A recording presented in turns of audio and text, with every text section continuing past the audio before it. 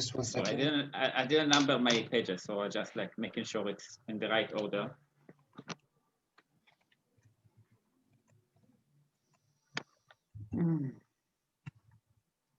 All right, starting in 3, 2, 1.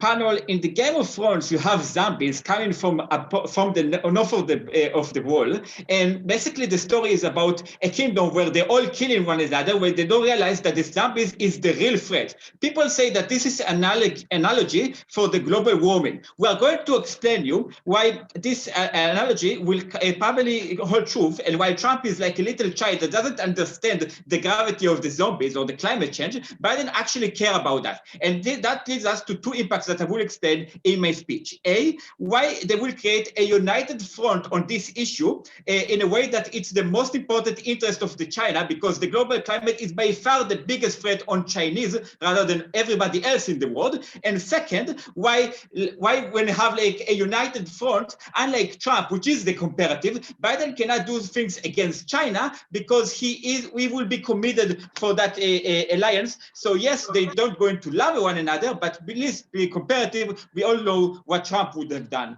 if he was in the Oval Office, like in 2021. Let's talk about global warming. Yes, the majority of the Chinese people are living in coastal cities or cities that are near rivers. Beyond that, we think that they suffer in drought, and many of them are in agriculture. And beyond that, we think that nowadays, when you go in Chinese cities, you can't breathe. You have those masks, not because of Corona. It happened before the Corona, because the air pollution is so terrible that you cannot breathe in your own cities. We think that when nuclear war with US or some like trade wars have like a certain probability or a certain impact, I think that that's by far the biggest impact on the average Chinese. The average Joe, but I don't know, like the average Xi Jinping or something. So we think that Biden also understands that in the United States, that's also a big thing. How do we know that Biden prioritized this issue? A, the Green New Deal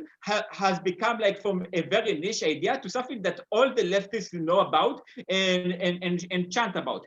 B, he was the vice president of Obama, and he was selling on the premise that he will continue Obama. The Obama's biggest legacy move wasn't Bin Laden or the Nobel Prize, which was kind of dumb, to be honest, but it was the Paris Agreement, or whatever they call it, that actually the most the important thing was the meeting between Xi Jinping and Obama, when they actually decided together to fight this thing, and it happened, and it just terminated at the moment that Trump was elected. Well, since we all know that Trump is the comparative here, we all know that it wouldn't have, like, if he was re-elected, we don't have, but Biden would want to go even further than the Paris Agreement. And last of all, like, Biden comes when he has like a very strong left wing, and we have to cater to them. We don't think that he wants to like defund the police or something that might alienate the center, but we think that the center voters, like the left voters, they are all agreeing that this is a problem. Maybe like those who are in the MAGA red hats don't believe that, but the majority of Americans do, and it's something that caters both to the left wings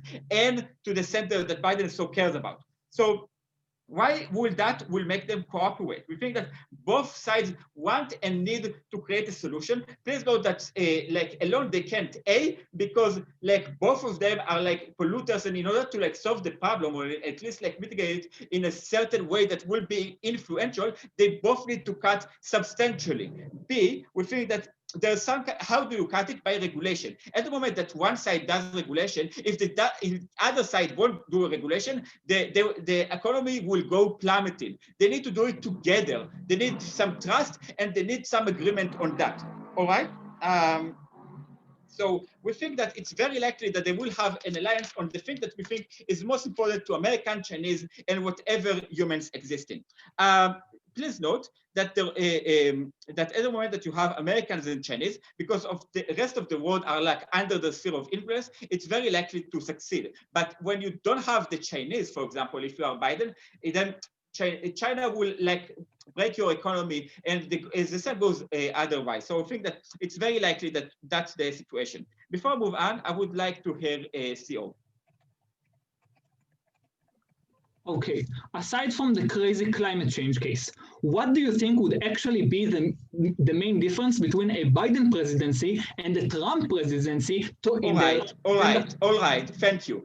I know you all wanted me to speak about violence or about economy, but this is exactly the most important metric in this world. And beyond that, at the moment that I proved you that it's the most important thing to Biden, then that's the thing that will lead his decision making. Let's talk about other things that are important. For example, at the moment that you have negotiation with China that will last at least 1 year or two, and at the moment that you sign it with a deal that will be very public because it's a huge turn for what Trump did, we think that Biden will be less willing to put new sanctions that Trump would probably do, because like Trump, all his campaign was China is bad and I know how to treat them bad and like to hit them. We think that Biden will be committed to the idea of telling the leftists, yes, China have some powers, but we need them because we need this climate agreement to actually function. What it means? It means that maybe China will have some room of maneuvering,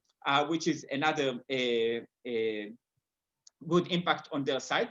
I mean, for example, if they want to do like to proceed with taking off Hong Kong like gradually, or if they want to do some more audacious thing on the South China Sea, we think that Biden have more patience to that than Trump, because he actually needs them, and it's easier for him to like say, oh, we don't want to retaliate on that, because at the moment that you are in this negotiation with somebody, or at the moment that you reach a contract or something like that, and your whole legacy and your whole reputation is clinging on the idea that you now signed like an agreement with the devil. You actually want it to succeed, and anyone you want to succeed, you don't want to annoy the Chinese anymore. It doesn't mean that they have like carte blanche to do whatever they want, but I think the Chinese have considerably more room for maneuvering and to actually do what they want to, like build artificial islands in the South China Sea or things like that.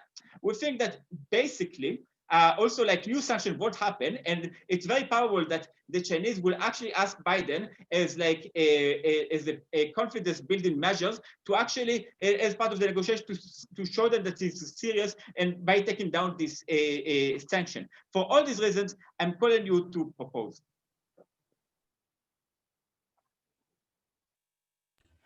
I thank the Prime Minister for a fine speech, and I would like to welcome the Leader of the Opposition. Am I audible? Yes, you are. My computer closer a little bit. Okay. I will start the speech in 3, 2, 1. Trump's main campaign and the reason he gained the voters in both the elections was America first, and so he did. He even all his career as a president, he focused on America and not things that happen worldwide. He even though he's claiming that popularity in populist way that he made difficulties to China, that in the rhetoric that it's not true and he's pushing them back, he actually did very minor things and things that I don't think that China cares so much. Notice what is the situation in China right now. They just ignore any human rights violation that exists in China. They are violating human rights in Tibet, in Uyghurs, in Hong Kong, and the United States actually not even investigating what is happening in Xinjiang to the Uyghurs. They know nothing, don't try to do actual steps to stop that. They really let them do whatever they want in the land. Secondly, they have military aggression towards the United States. They actually conquered areas in the South China Sea. They do experiments and buy ballistic missiles towards US ships. All these things, I think that Trump ignores and he does nothing military against China. And thirdly, just they let China keep on the economical growth they are doing, building infrastructures in Africa, and the EU get monopoly on manufacturers, and all these things exist in the status quo. We think that in the status quo, Trump is very good for China. They're doing whatever they want. We think that Biden is going to change it. I'm going to analyze why Biden is much more likely to intervene internationally with China and limit their actions. The rebuttal will be integrated in my speech, and it's going to be in direct clash with opening government. So first, let's notice what is China's interest. First of all, it's important to this framing. When talking about China, we're talking about the Communist Party. They are the one who control everything in every aspect, both externally and internally in China. They are the one that hold all the information about making the decisions. just think that any other person that is not the Communist Party is just irrelevant when you're talking about China. We think that their main interest is to keep their ruling, to keep controlling China and with no one undermining. For this to exist, they need two important things. A, to keep the economical growth in China, to make people's life better inside of China. Therefore, they are building the Silk Road. They want no one to stop them. Therefore, they put a lot of money in infrastructures, 5G around the world, in order to control more and more of the market. Secondly, they need the world legitimation for the actions they do inside of China. They want no one to tell them to stop polluting. They want no one to intervene with the things they're doing with the Uyghurs in Tibet and in Hong Kong. Why these things, comparatively, are going to be much less likely to keep on going like they did in the last 4 years with Biden taking place, and why is it likely to take action to stop that? A, because just Biden need to show that he's different from Trump. All of his campaign was a negative campaign towards Trump, saying that he's going to be otherwise. He's going to change America for the better, not like it was in the 4 years. He actually volunteered, even though he's the oldest president ever, to go to elections, because he thinks that it's in a time of emergency, he needs to change what Trump did. Secondly, he's really expected from the party and from his voters to take an action with China. It's true, because first of all, the progressive part inside the Democratic Party is getting larger and larger and more important to the voters and to the party itself. They extremely care about human rights violation, about things that happen worldwide, and therefore he can't go against them. He needs them with him, and they will expect them to do so. But also just think that one of the main issues in Biden's campaign is to bring U.S. back to be the worldwide leader, not to focus only on America first, like Trump said, but being the leader to make the world a better place. I think for just the people expect him to do so, it's much more likely to fulfill it. Thirdly, just his ideology. We think that these things are direct contradiction to his ideology. He wants to make the environment much a better place. Therefore, he's telling that he's going back to Paris Agreement. He's much more likely to fight China now. The human rights is something extremely important in his campaign. Now, the fourth reason is just we think that that he has no appreciation to Xi Jinping. Trump really values power. He values Urban in Hungary, even though he values human rights. He has good connections with Erdogan in Turkey, even though they are fighting in Syria. These things is because Trump really values strong leaders. Biden is not going to be blind on these things. He's going to see what's underneath. We think that Biden is much less likely to appreciate Xi for being powerful in his own country and much more likely to criticize him. Now, why we think that it's going to make, what exactly the intervening that it's much more likely now with Biden to happen. We think that first of all, is just the call for other countries in the world to join the struggle against China. Things that Trump maybe started but really didn't take anyone with him. We think that, for example, EU is now building infrastructures for 5G paying by China. We think that most of the Western countries don't boycott Chinese companies, and we're not called to do so. We think it's much more likely now that not only that he's much more likely to call them, but they are much more likely to listen to Biden rather than Trump, because they have much more common ideology of human rights and liberal ideas, because they trust him much better, because Trump is tweeting every morning different opinion, and Biden is much more a person to trust, to have long-term agreements with. This is exactly where the Western countries are much more likely to boycott Chinese products in a much extensive way that can actually damage them, and not the minor thing that happens today. It's exactly where they're much more likely to put sanctions on Chinese companies like Huawei and so on, where almost no Western country is doing so. It's much more likely comparatively with Biden. Therefore, I think it's a good thing, a bad thing for China, a good thing for the United States. Before I continue, second house.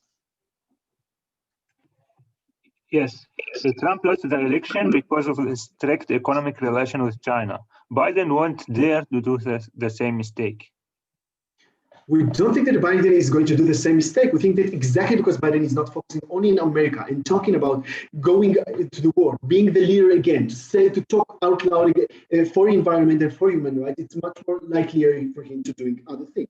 The second thing Biden is going to intervene much larger is that don't let China to the weaponization process that are doing today and get military stronger. We think that in the status quo, China is doing whatever they want, like I said in the film. We think it's much more likely that Biden is going to send aircraft, for example, to the South China Sea in order to prevent them from conquering other countries that have relations with the United States, like Vietnam, like Thailand. We think they can put more bases in Korea, like we said today in the debate, or in India, and bases that threaten China and stop them from this military aggression. We think all of these things are a crucial part of the Chinese Communist Party to keep on ruling and keep on this growth and not intervening in their own territory. We think that Biden is much more likely to intervene in China. Therefore, we beg you to oppose.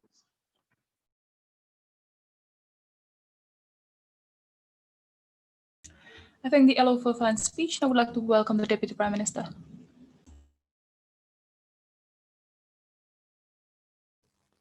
Am I audible? Yes, you are. Okay, so starting in 3, 2, 1. Okay, I will explain why climate change is the most important thing to the CCP, why all these diplomatic things like boycotts, human rights violations don't actually matter, and why there won't actually be that much of a delta between Trump or Biden. Later, and then I'll explain a few mechanisms by which we can actually stop climate change, and yes, why Biden will choose to cooperate with China on that matter. Before I get to that, I have 2 external rebuttals. The first is about opposition says that Democrats care about human rights violations. They don't like China. They oppose China. They want the human rights violations to stop. Yes, it's true. Like on paper, they do want the human rights violations to stop, and they don't like what China is doing with the minority Muslim population. But that doesn't mean that they are that actively opposed. That they're that actively opposed to that. To the matter that they will oppose China, even if it comes to a detriment to their own lives. When we see them protesting in the streets, they are not protesting against China. They're protesting against things that impacted their own lives, like the economy, police brutality, and among other things, climate change, which means that it's far easier for Biden to pursue action against climate change than action against China. Second, about Trump admiring strong leaders, we don't see why Xi Jinping actually cares about being respected by Trump. We think he far more cares about Chinese stability and all that, so we don't see respect as an actual clash or impact. Okay. So now, why is climate change the most important thing to the CCP? Now, we do agree with the explanation by OO that China is the CCP, and when we address the interests of China, we need to address the interests of the CCP. The thing is, China is basically an empire. What they care about most is the long-term stability of their rule, and that applies not only to Xi Jinping. We're not only talking about the long rule term of Xi Jinping, we're talking about the long-term rule of the party, because in these communist policies, then what matters most is the party. Therefore, what they need to fear about most is existential threats to the party. The reason that they are doing all these human rights oppression is to solidify Chinese nationalism, to solidify the position of China as the over-encompassing empire, as the sole nation with influence in West Asia.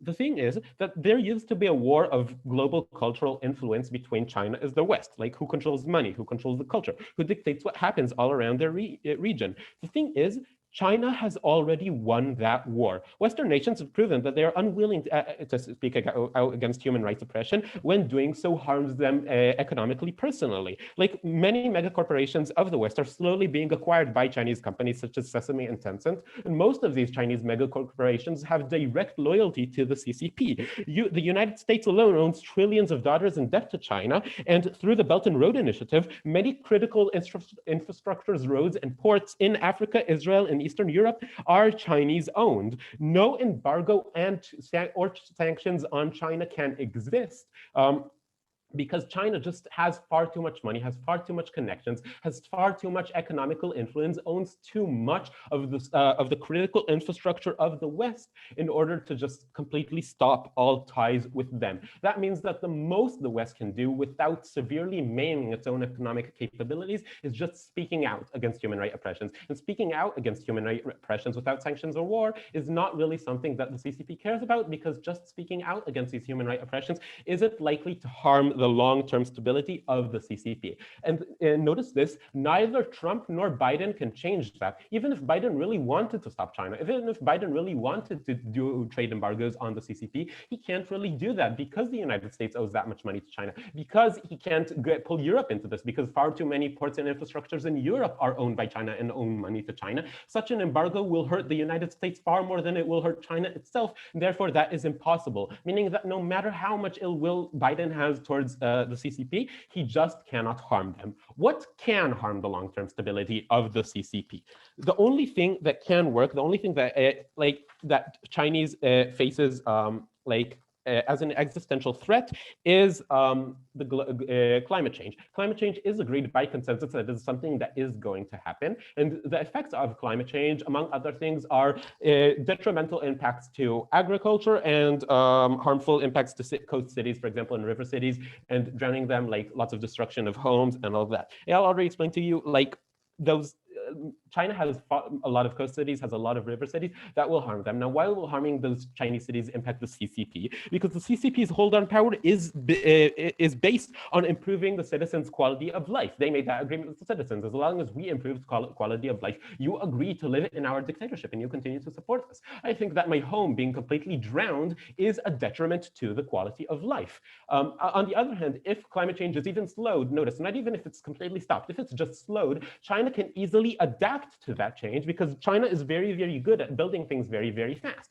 So a slower climate change can mean that China can notice what areas are about to be flooded and build alternative cities and move their citizens to them. China can adapt to these changes, but it is unable to do so if these changes happen very, very rapidly, because the more rapidly the changes happen, the more simultaneous resources need to be devoted to it. That means that basically the severe quality of life detriment to the citizens of China is by the climate change is the only thing that actually can harm the CCP. And by being the only thing that can actually harm the CCP, it is the only thing the CCP actually cares about. Before I continue, closing out. Coronavirus has presented a unique moment in human history where China can take advantage of the weakened US. Who do you think would make the weakened US back on its feet faster? Like coronavirus happened, I don't really see how China did take advantage of the weakened US. The best way they can take advantage of the US is by buying all their stuff, and that's what they're doing anyway. Like they're unlikely to declare war on them.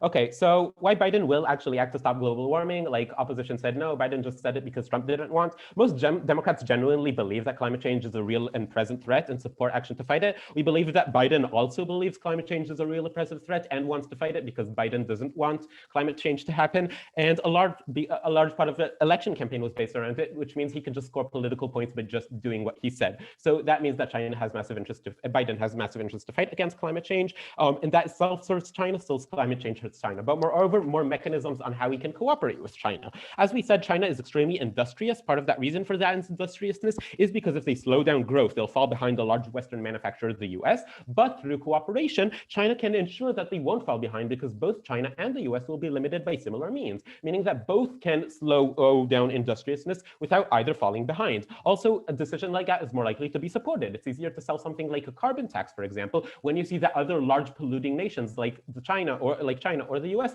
are also doing the same thing, meaning that from both sides, it's easier to sell it to the voters or to the citizens. So those are some mechanisms. And because, as we said, climate change is the only thing the CCP needs to fear, we support Biden. Yeah, glad to propose.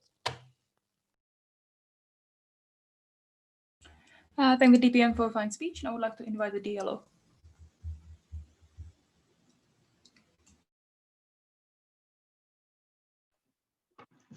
Can you hear me? Yeah, all good. Great. I will begin in 3, 2, 1. I want to point out that we agree with opening governments on the metric of the lasting stability of the Chinese government. Yes, I'm going to go with that. I don't know the initials. CCP. Cool. That we agree with that metric. We just don't think that global climate change is the thing that is the most effective. We think that international attention and internal stability, as well as having another global power like the US involved, are far more immediate threats. Before I get to all of those things, I am going to start by explaining why global warming isn't a thing right now. First of all, immediacy. They're trying to tell us that we are past the point of no return and that if only things just slowed down, China would be able to deal with it. Well, we think that China can independently deal with it now. We don't think we're past the point of no return. We don't think things are flooding now. We don't think that, I don't know, cities are drowning and things are failing. And we think that if China really thinks that this is a big deal, then they can just independently decide to build up the walls that they agreed that are possible, right? Moreover, we think it will be easier for them to point resources in that direction if they don't also have to deal with international attention, and also if it's easier for them to show as if it's something that their enemy, like the US, doesn't also support. So insofar as Biden supports changing global warming, that is bad for China and that it makes it more difficult for them to go out against, to also be in support of changing it, right? Of changing it. So I just don't think global warming is that big an issue. Why do we think we are likely to get international stability? Look, we want to talk about like the current economic situation and a deal and what is likely to happen between Biden and China, right? Because Lior already explained to you why Biden has a lot of interest in actually like taking a stance against China and like being active in China and what is exactly happening, because he wants to differentiate from Trump. Also because of the coronavirus epidemic, even though we are not set in coronavirus times, CO. Just making that clear, or CG or whatever. Pressure because people are losing money, and because this is a way of opening up the economy that is like not too dangerous because it's imports and exports and not face-to-face people. It's also just one of Trump's biggest criticisms, so there's pressure to fix.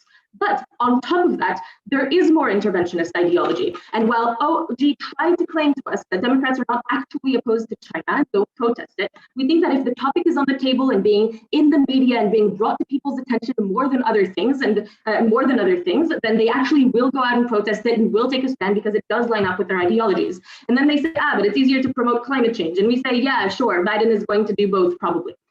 Anyways.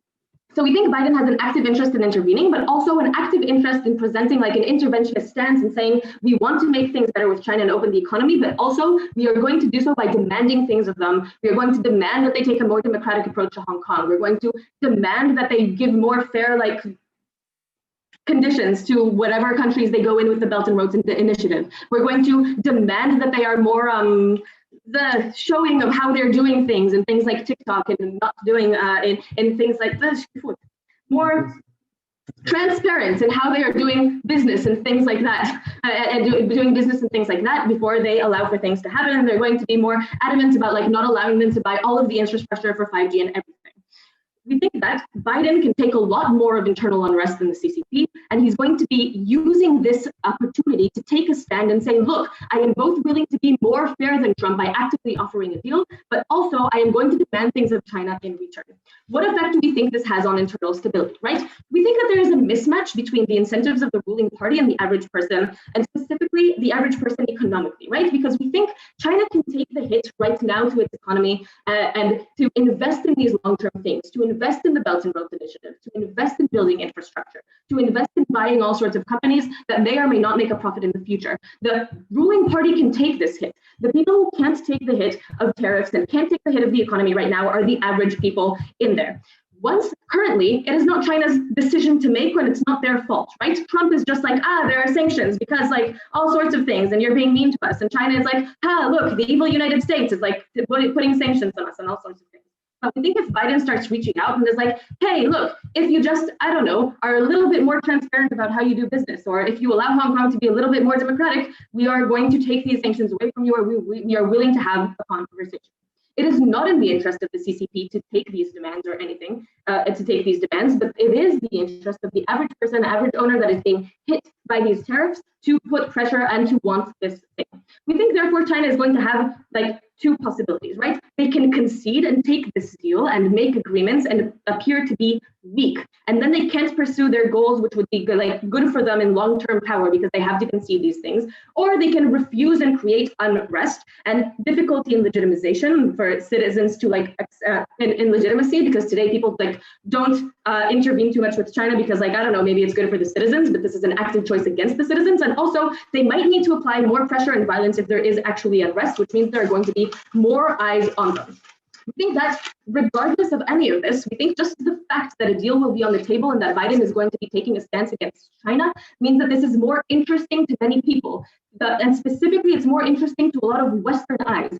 Allies of the United States are going to be looking at Biden and are going to be criticizing what kind of demands they're making, what kind of concessions they're making, how they are going to agree to this deal or not agree to this deal, and what kind of thing they are doing. What are the actions, what are demands made of China that are calling into attention all sorts of actions China is taking that maybe the average voter today is not aware of. I don't know if I have infrastructure from China in my country, but tomorrow I will be made aware and maybe I will care. Before I continue, I will take OG. Yeah, US is in no position to place demands on China. Any such demands will hurt the US far more than it will hurt China. Yeah, I just disagree. I don't think they will hurt the West more than they hurt China, because Biden can take more internal unrest, and there's also in his interest to take a stand against China. I just disagree with that. You can't not analyze it. Anyways, this means that the more average voters countries are going to be more interested in what exactly it is China is doing, what exactly the demands are being made out of it, and going to be put more on the agenda. That is when you get protests, and that is when you get politicians for whom it wasn't worth it until now to intervene because their voters didn't really care, for whom it is actually worth it to intervene and actually care. This means that in terms of global superpowers and stuff like that, now more people abroad are actually intervening in what China is doing. This means that it is worth it for countries to now try and intervene and build their own infrastructure and find different reasons. This means that people are more likely to listen to Biden when it comes to refusing Chinese infrastructure, because now it is worth it for them to put more money into it because that is what their voters want. It is worth it for them to intervene in countries like Africa and build their own infrastructure and prevent and build competition for the Belt and Road Initiative and prevent these things from happening and prevent China from gaining power, because people care about it and it's now worth their money. Because at the end of the day, we showed you both that the US getting stronger is bad from China, and that more political intervention is bad for China, and that more internal stability is bad, and that is all you get to be want to oppose.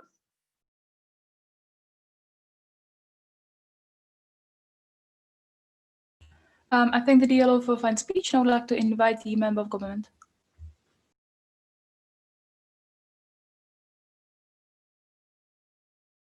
Okay, can you hear me? Yeah, all good. Great, just a second.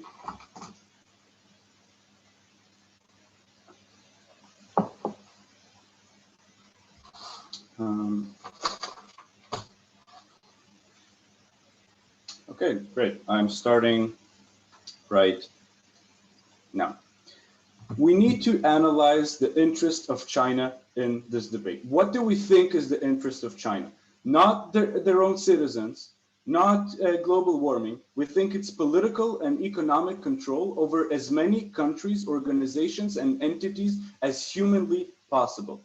Notice that unlike OG, we're not going to only show that there will be no diplomatic difference, but actually that there is a significant benefit for China under the rule of Biden rather than Trump, which makes our impact much larger. Now, what both teams of first half have failed to consider in this debate is that every action that is taken by an international actor not only takes into consideration the second party, but also any other third party that is external to that action and how this action might affect and what would the responses be. So I will show you why China would rather have Biden with 2 points. First of all, the political power will gain by China because of rising tensions with Russia and other similar countries. And secondly, economically, China will be much stronger under Biden.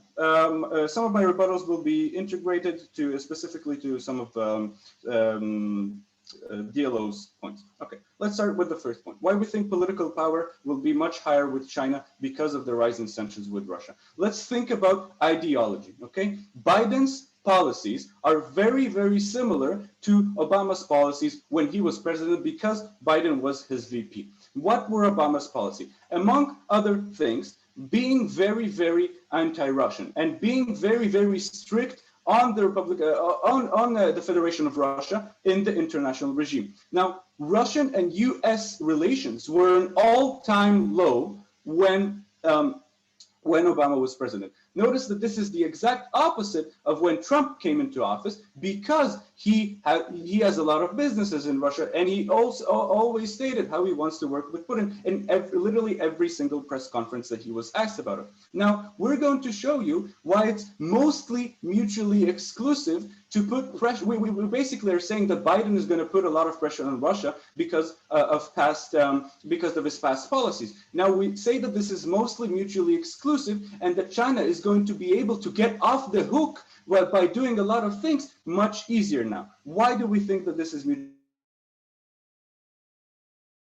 Right? Russia, China, and US.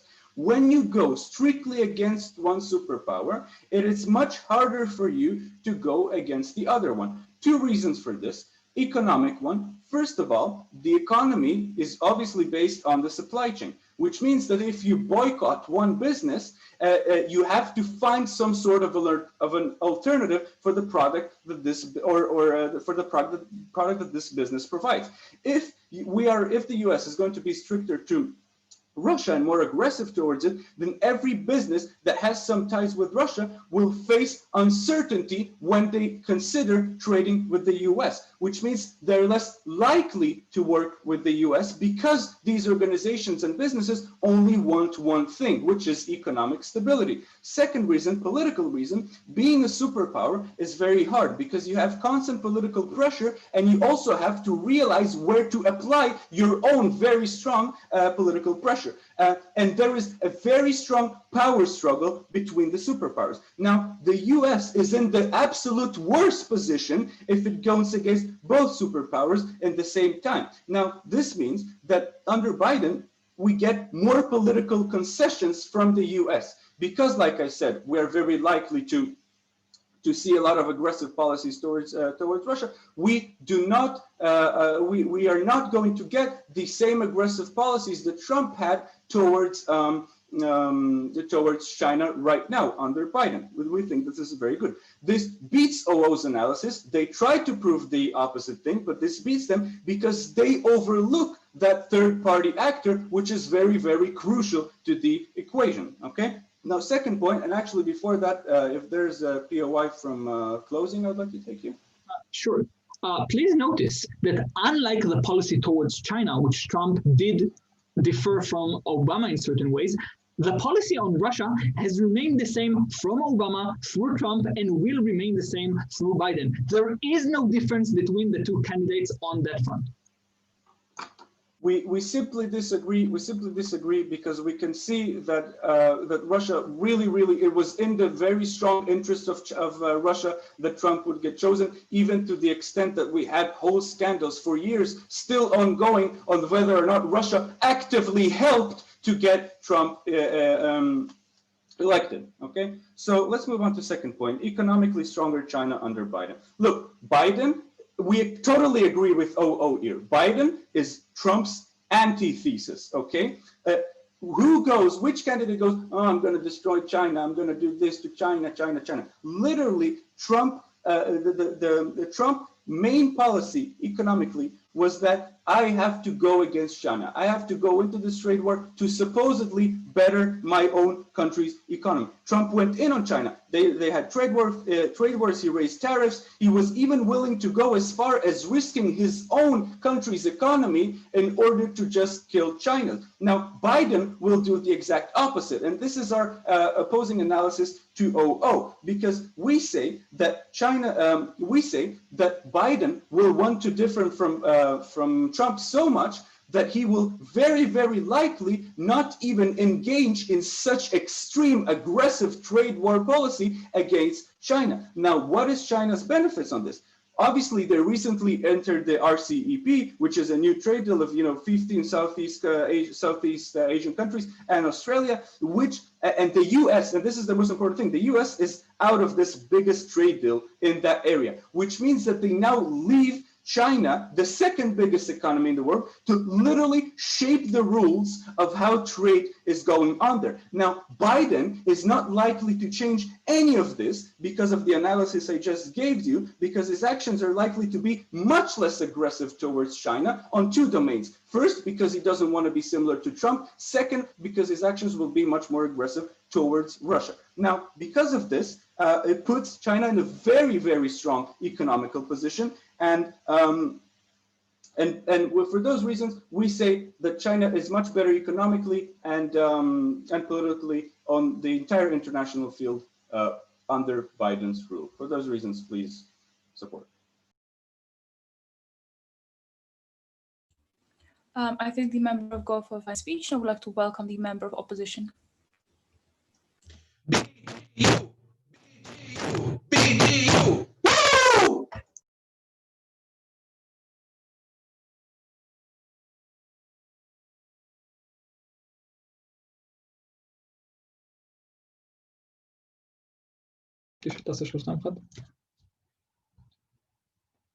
Nihama English Cup Finals. So great to talk to you about our new Chinese overlords. Let's get into our debate here. First of all, I want to talk to you all, first of all, about how the coronavirus is an interesting time and an incredibly fragile time for the U.S. economy, which will have long-term implications that China can take advantage of. And two, how the only counterattack against China's policies can come from Biden through international cooperation. But first of all, a small point of rebuttal here. We got here that Biden's policy is reflective from the closing government, that Biden's policy is reflective of his policy under Obama. Fine. Biden's policy under Obama was also heavily Chinese. That administration pushed many deals, including, for instance, the Trans-Pacific Partnership, which would have severely limited Chinese trade. Guess who rebuked that trade deal? Trump pulled out of it, though all the other countries wanted to go forth with it. So, what we heard in a lot of analysis from all the teams up until now is that Biden can't do anything against, whereas Trump didn't. We want to show why Biden can and wants to put a counter China and their economic policy. First of all, let's talk about the coronavirus, because why is this important? This election is not happening at any weird time. This election happened during the coronavirus crisis, which the United States up until now has handled under Trump and handled incredibly poorly, the U.S. economy has ground to a halt because a disproportionate amount of its people are sick from coronavirus. Now, this let's talk about why this this damage has some chance of being reversed under Biden. Fact of the matter is, the U.S. economy is incredibly dependent. If it will recuperate at all from the financial slump it is in, it really depends on federal level synchronization of anti-coronavirus measures. That means federal level lockdown rules, guidelines, and mask, federal level healthcare to help people in need that cannot get their level of healthcare. Another thing it requires is federal level funding that can only be accessed to the federal level to help small businesses and other operations continue running. Without this, what will we get? Listen, the U.S. economy is in a slump, but that does not mean it can get worse. It can't get worse, and it will get worse without continued federal level synchronization, something that we did not get under Trump, and something that Biden is pushing for actively once he gets into office. So on the comparative, we said the U.S. economy will continue to crash immensely in the following year.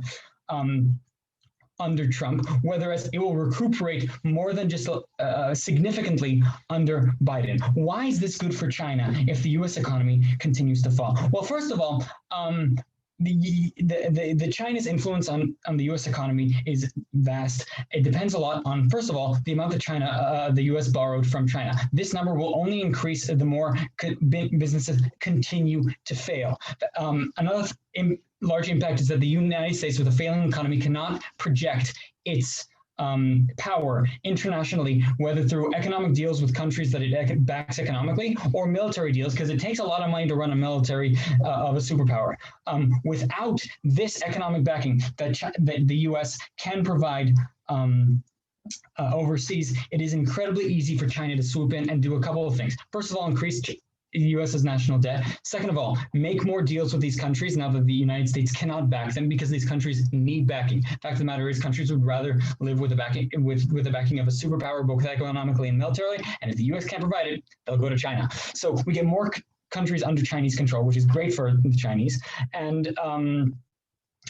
And another thing, China can just start buying all the businesses out of the United States. If the United States will not eventually let out federal level funding, something that Trump refuses to do, then it's very easy for China to come in and keep buying now all the United States businesses, which will there be an unprecedented level of because of the coronavirus.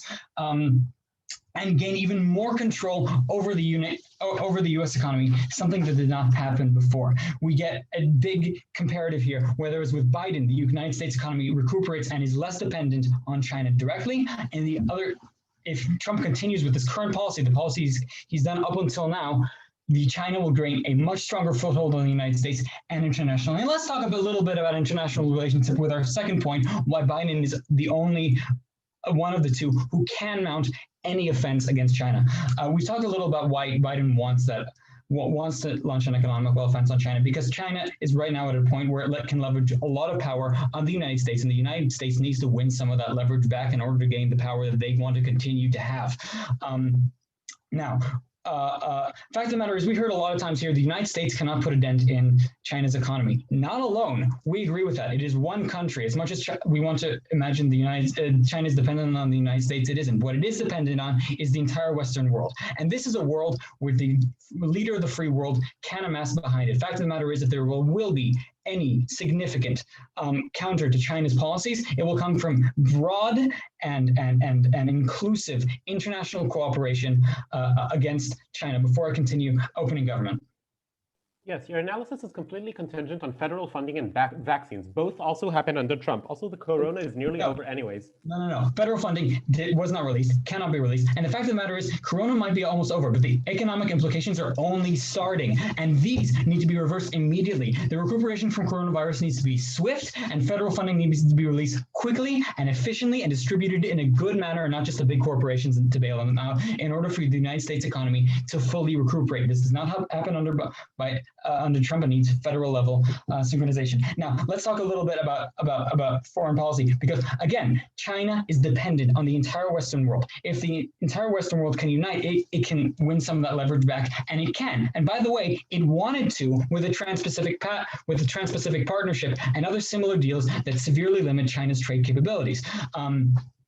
It requires, as opposed to Trump, where as much as he wanted to be against China, the most he did was tax soy and steel, two moves which barely put a dent in China's economy while he pulled out of large international deals. Fact of the matter is, we need large international cooperation. To do this, we need other countries to listen to us. This does not happen under Trump with his isolationist ideology. We need a lot of countries to agree with us and take us seriously, and this only happens through tying in large partnerships with large countries in Europe. This happens under Biden. We need to be able to convince them to mount a critical offense against China in key places where it hurts them and that are important to them.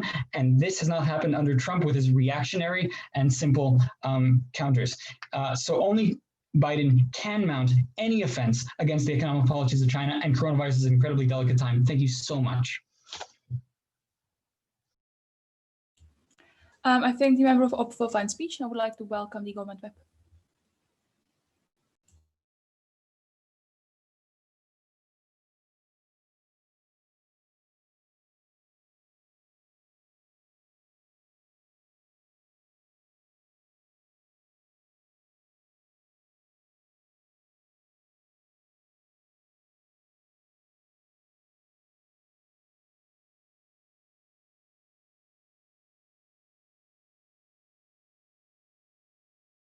Can you hear me? Can you hear me? Yes, all good.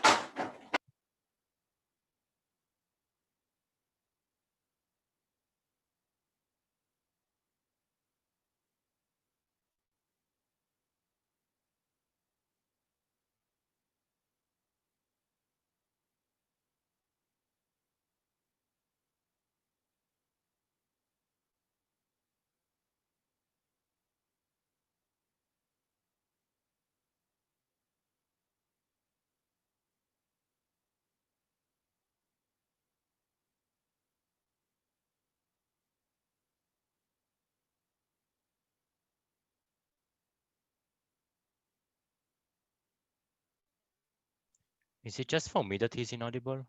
No, I can't hear either. Can't hear it. Can you hear me now? Yes, now it's good. Sorry, yeah, I mistakenly muted myself. What was the last thing you heard? You didn't start your speech yet. Oh, okay. Okay, sorry. I'm starting 3, 2, 1, now. I have two questions in this debate. One, whether Trump can do good for China or not.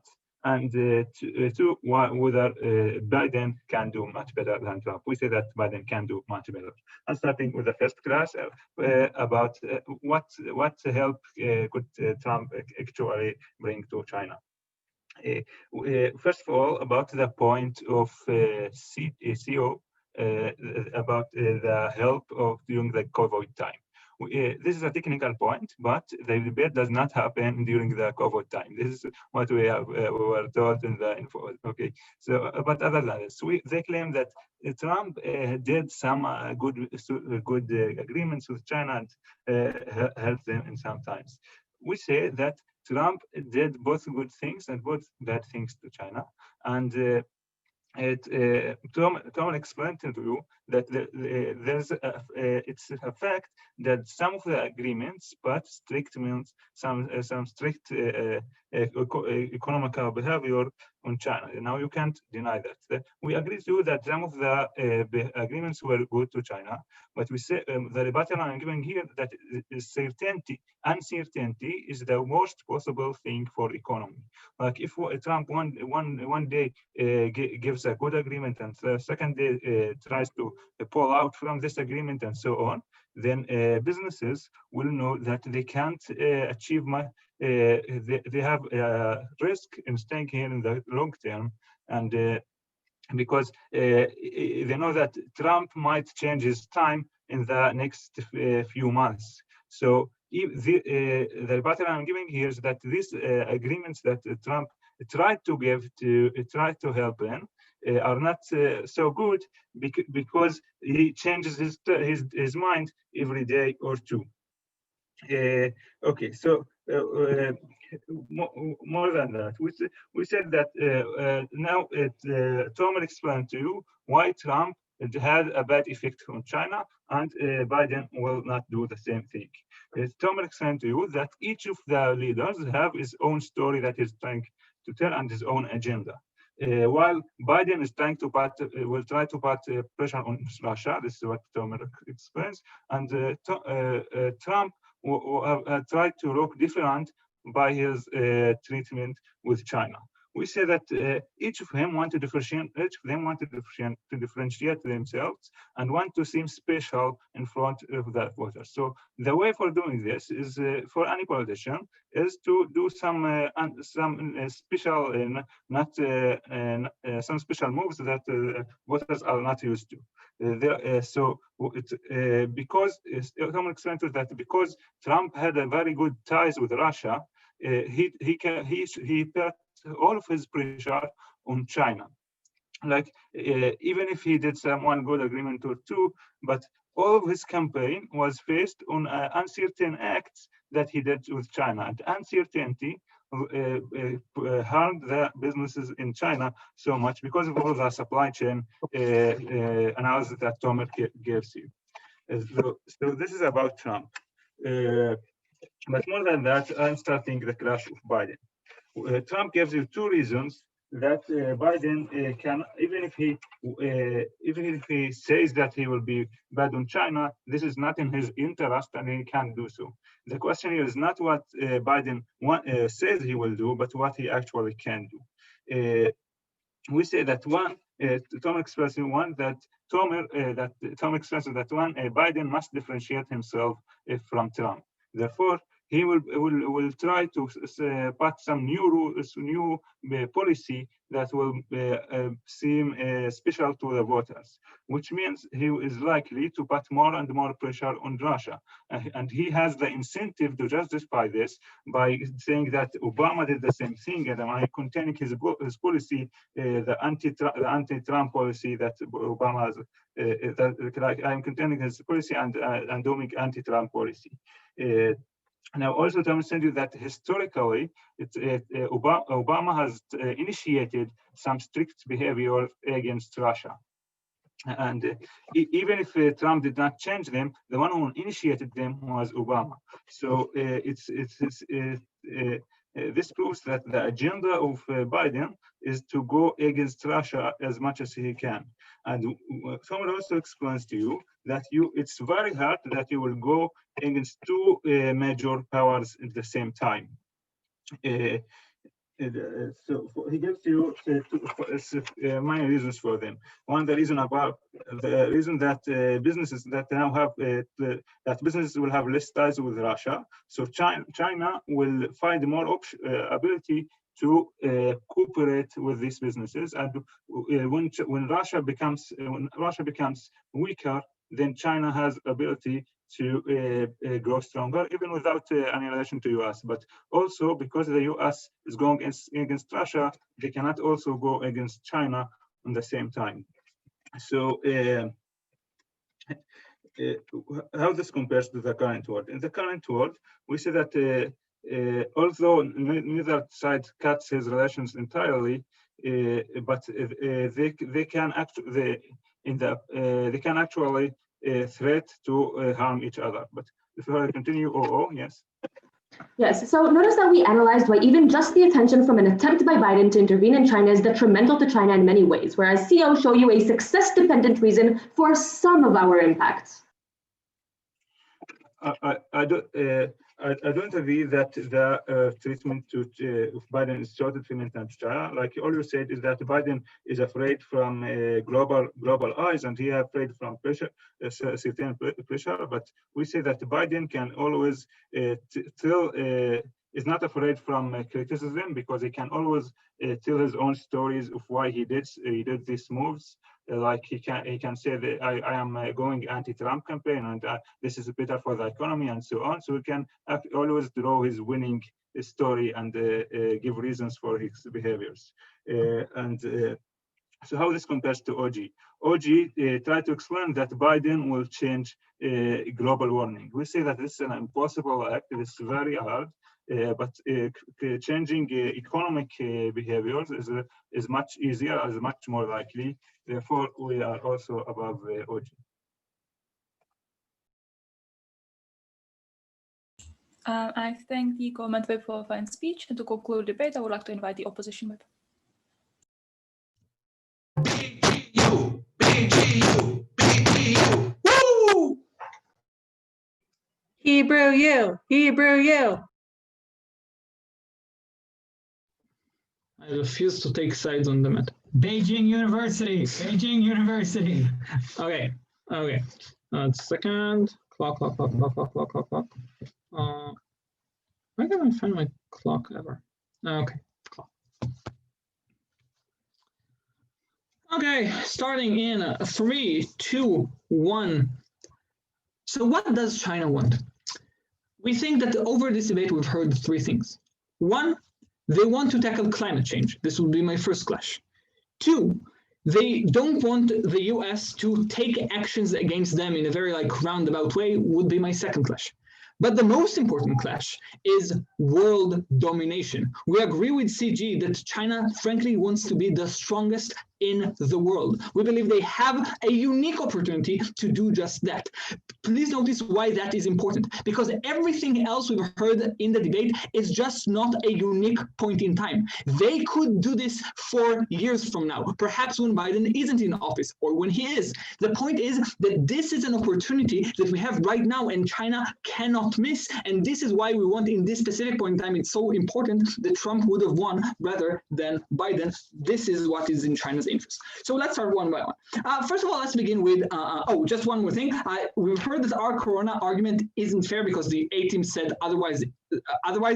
This is false. The A-team says that the motion just isn't limited to a corona time, and in fact, we don't limit it. We say that much of the fallout of the corona would be with us even after the coronavirus itself is gone. This is mostly our argument. And also, we have no intention of playing make-believe about a world where Biden would have won without corona. Okay.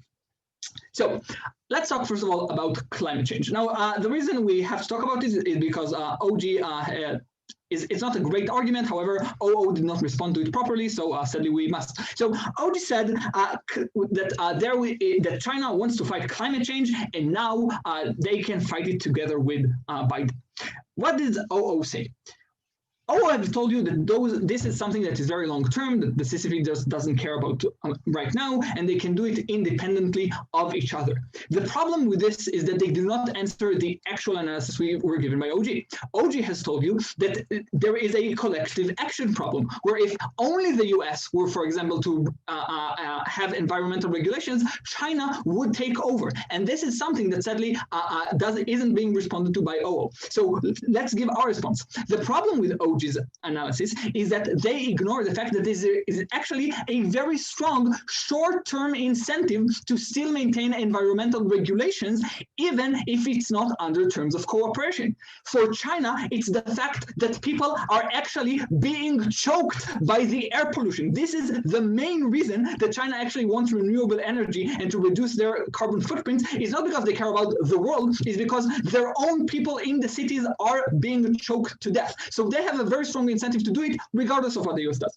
Moving on to the US, as we've heard already, Biden isn't doing it for China. He's doing it because he has a very strong incentive to deal with climate change, because this is what the voters want. This is OG's analysis, not mine. So because both parties have a very strong short-term interest, we believe that they would tackle climate change independently and do just as much of a good job in it. So OG are out right now. Let's move on to U.S. actions towards China. So there's two questions here. First of all, about the attitude, right? OG says, Biden wants like good relations with China, and they were like, no, go against them because of like human rights and stuff like that.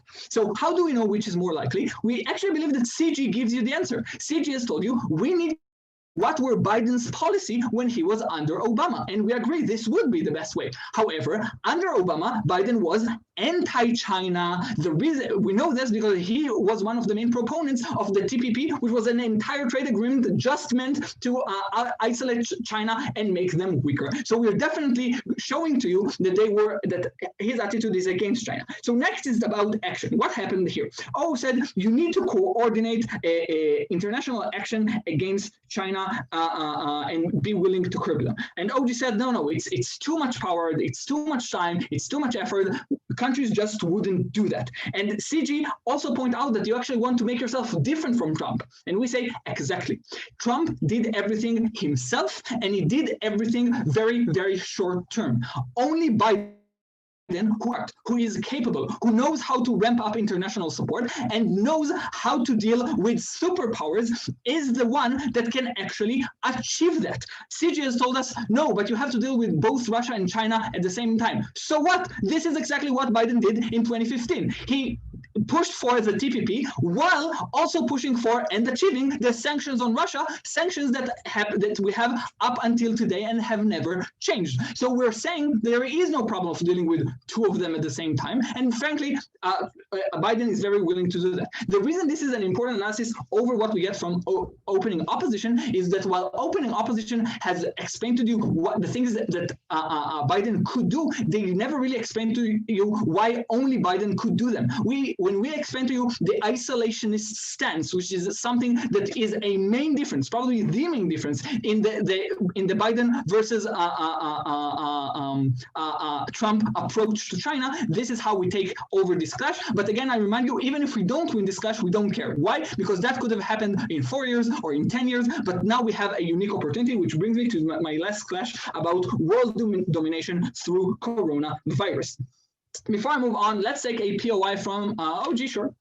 Biden is the one that will act against climate change. In your world, Trump is president, and he won't. America is a major polluter that needs to be stopped, and it won't be stopped if Trump is the president. But people in China aren't being choked on America's pollution. They are being choked on China's pollution, which is why China would still stop what they are doing. And this is why China, frankly, would still slow it down for them to take it and handle it themselves. So what do we tell you about world domination? We told you that this is something that the China can actually use to their advantage. That when the US is so weak, they can put other countries on their own sphere of influence. They can buy out the US companies, take over their economy, their media, their technology. They can engage, the US can no longer actually engage in any type of economic competition in any military ventures because they just don't have the power or the will to do so. Now, OG said, Corona is over and Trump would have handled the same. Absolutely not. First of all, Trump literally has the worst treatment of coronavirus in the world. This is actually what is happening. So saying it would have been the same from Biden from now on, this is wrong. B, the fact that we have vaccines is not enough. You need to properly redistribute them. They are not still thoroughly tested. There could be a new strain of coronavirus. Finally, about the economical decisions, we're saying that you need the desynchronization, that you need to be listening to experts, that you need just coherent policy, all things that only Biden has. Trump is an incapable buffoon. For all those reasons, beg you to oppose. I thank the opposition whip and all the speakers for a great final. We will probably now go somewhere to Adjudicate. I don't know if we have a breakout room to do that, or someone from the OCOM can. There are a million rooms, so you can just probably choose one and then. You can just move, let's say, to Taub CG Prep, just one that I can see. Okay. Awesome. Let me find that. Okay, yeah, let's go to Taub CG Prep. Also, probably stop streaming.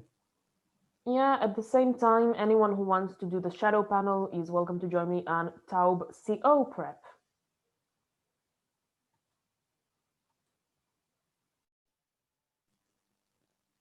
The 18 we're still being recorded, by the way. טוב, בטח יחתכו